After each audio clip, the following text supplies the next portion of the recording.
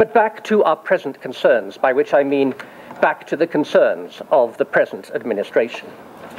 We are not here to address solely what the Obama administration ought to emulate from antiquity, but equally, perhaps more importantly, what it ought to avoid. If we're looking for lessons from Greek antiquity, the record is singularly unimpressive, to put it mildly. Mr. President, here then are 10 lessons culled from my reading of Greek history and Greek thought. There's a nice Greek saying which says, the actions of the young, the counsel of the middle-aged, and the prayers of the elderly. I fear my advice comes into the hoary-headed counsel category. First, don't overestimate the importance of intelligence. It's great that intelligence is back in favor, but its value can be overestimated. Pericles did just that, and look what happened to him. He believed that war was a chess game and recommended that his countrymen abandon Attica and turn Athens and its port into an island. The Spartans and their allies would never take their city so long as it controlled the sea lanes of the Aegean and had access to imported foodstuffs. But to implement his strategy, the population of Athens and the Piraeus had to double overnight. And, to use a word coined by Donald Rumsfeld, messiness ensued. A terrible plague broke out, which carried off perhaps as much as a quarter or a third of the population, and Pericles, who succumbed to it, became history.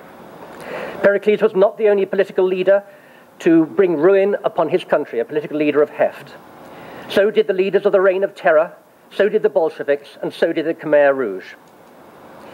A second closely related lesson is be alert to Touquet, fortune, whose shaping hand plays a major part in Herodotus' account of the Persian Wars. In the 4th century, Touquet became one of the first abstract nouns to achieve divine status in the Greek world, and deservedly so. Third, think laterally, and in strategic terms, retain your flexibility of response. Your past enemy may not be your next enemy. And nothing demonstrates this more starkly than the rise of Macedon in the middle of the 4th century BC under Philip II. Dr. Thornton has already spoken eloquently about this period of Greek history, and I won't say more. Fourth, remember that the people who voted you into office are fickle. If you want to govern effectively, particularly in your capacity as a global leader, don't pay attention to the ratings. Thucydides was utterly scornful of what he called the ochlos, a beautifully onomatopoeic word which best translates as rabble. The phrase, as a rabble is wont to do, appears several times in his history to explain the sudden change of heart of what we would more respectfully call the demos, the people. It's inevitable that the ochlos, amongst whom I count myself, will be less than perfectly satisfied with your performance as a global leader. Pericles is a shining example, and I mean this sincerely, of complete indifference to one's ratings in the polls. Thucydides' verdict on him reads as follows: by virtue of his reputation, his judgment, and his proven integrity, he restrained the people in a free manner, an exquisite oxymoron, and led them rather than was led by them. Let that be your political epitaph.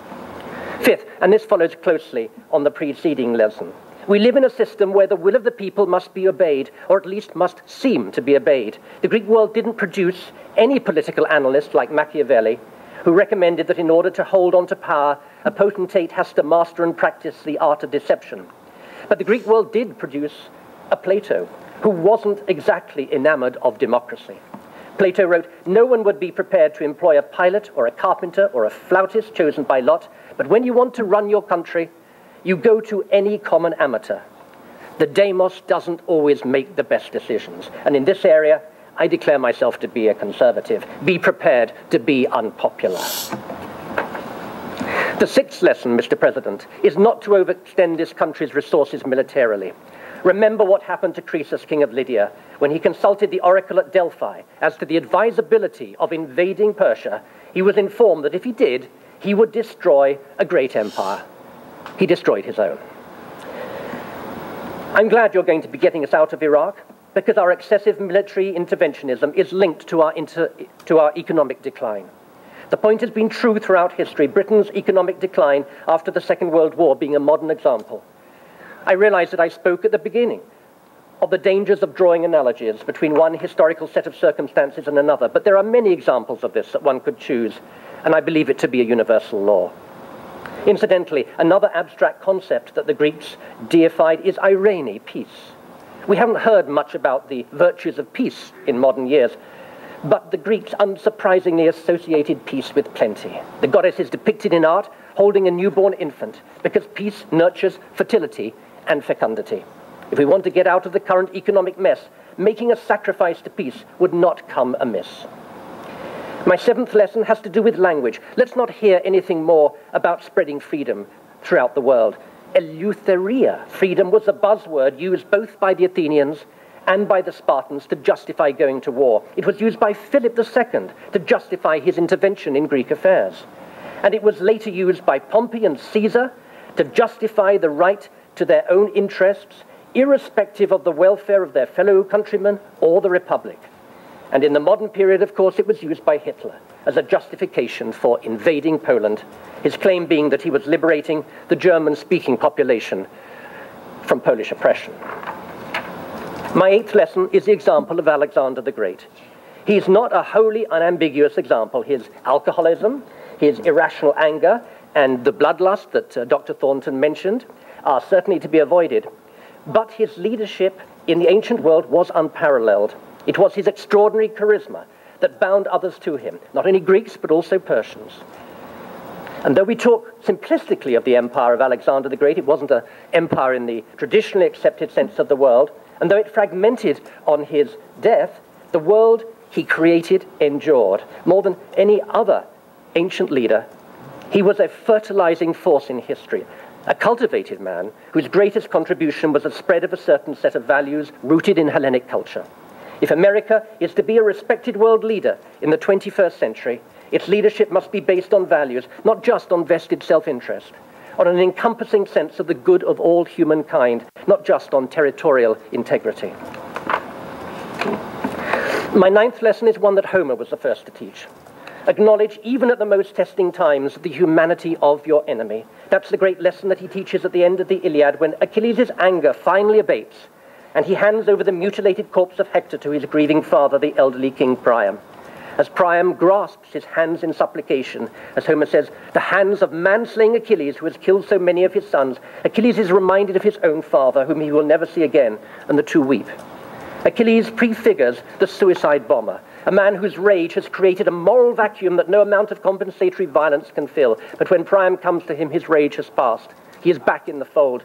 War criminals and Al-Qaeda suspects, whether we like it or not, are part of the human family. That revolutionary, and to many, but not to the Greeks, sickening idea lies at the poem's core. When we treat them differently, we diminish our own humanity. It is a lesson I know you endorse, Mr. President, notwithstanding the fact that you have elected to stifle examination of the torture and extraordinary renditions programs that are such a blot upon this country's reputation. The 10th and final lesson comes from the oracle at Delphi. I see much to commend in Greek religion, both as a way of comprehending the universe and as a source of moral guidance. However mystifying we may find the source of Delphi's authority, the oracle was a fount of wisdom for over 1,000 years, and we would do well not to dismiss it merely as a gigantic confidence trick practiced over a gullible population. One of the inscriptions that has been found there reads as follows: "Aid friends, control anger, shun unjust acts, pursue good repute, praise virtue, be soft-spoken, pity suppliants, accomplish your limit. When you err, repent, despise no one, worship the divine, dissolve enmity, do not boast in your strength, be ashamed of a lie." Mr. President, I am fully confident you will accomplish all of the above.